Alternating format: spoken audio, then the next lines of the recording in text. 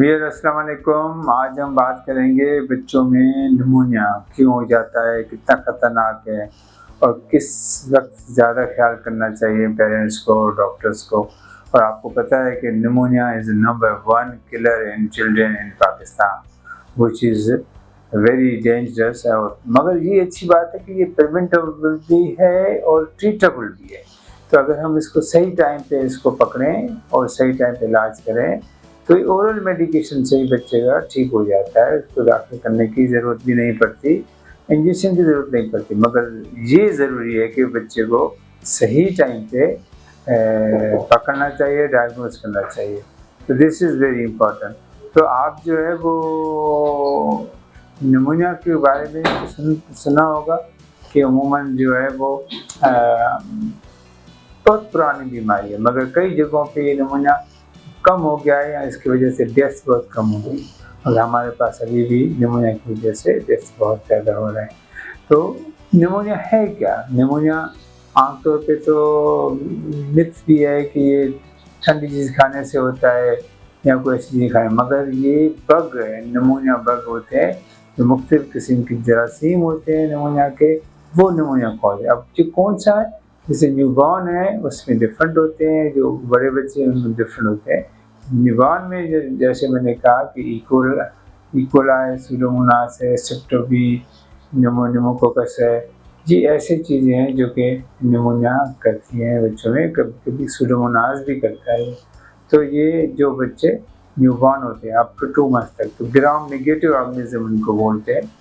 और दूसरा जो होता है निमोनिया, वो 2 महीने से लेके 5 साल तक जो बच्चे, अमूमन निमोकोकस जो है वो कॉमन कॉज है। अब इनकी सिम्टम दोनों की एक जैसी है। जैसे न्यूबॉर्न है तो बच्चे की खांसी हो जाएगी, पसली चलना शुरू हो जाएगी, सांस तेज हो जाएगा और बच्चे लेथार्जिक होते हैं और उसके बाद जो है ना वो बच्चा खाना पीना छोड़ देते हैं। तो ये कॉमन सिम्टम है जिसमें अम्मा को परेशान होना चाहिए, फ़ौरन डॉक्टर के पास जाना चाहिए।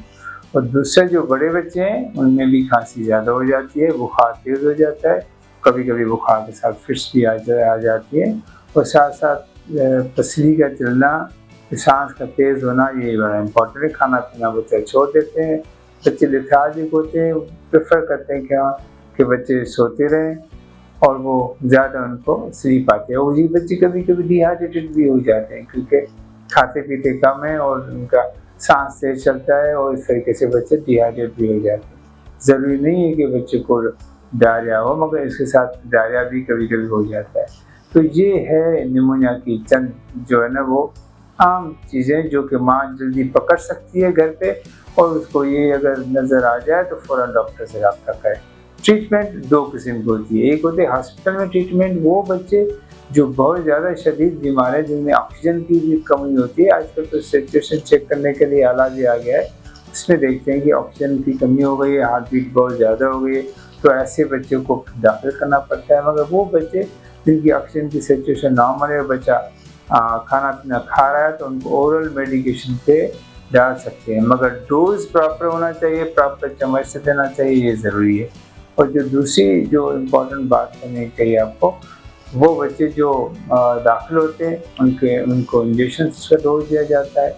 जब सेटल हो जाते हैं तो इसको ओरल पे भी ट्रांसफ़र किया जाता है। इसमें कुछ ब्लड टेस्ट भी की जाती है कि कितना बच्चे को इन्फेक्शन है, तो ये ज़रूरी देखना होता है। और जो हेल्थ केयर प्रोवाइडर है या उनका जो डॉक्टर है, वो उनको ये देखना चाहिए कि बच्चे में जो है लेबॉरेटरी का जो टेस्ट करते हैं साथ साथ उस पर कितना असर है। और उसके बाद जो है इनका कोर्स अमूमन 5 to 10 डेज़ का होता है। ओरल मेडिकेशन तो 5 डेज़ में ही दी जाती है, जो कि WHO यूनिसेफ की रिकमेंडेशंस हैं, मगर उसमें डोज प्रॉपर देना चाहिए। वो इम्पोर्टेंट, वो डोज जो नॉर्मल डोज से थोड़ा सा ज़्यादा होता है, बल्कि डबल होता है।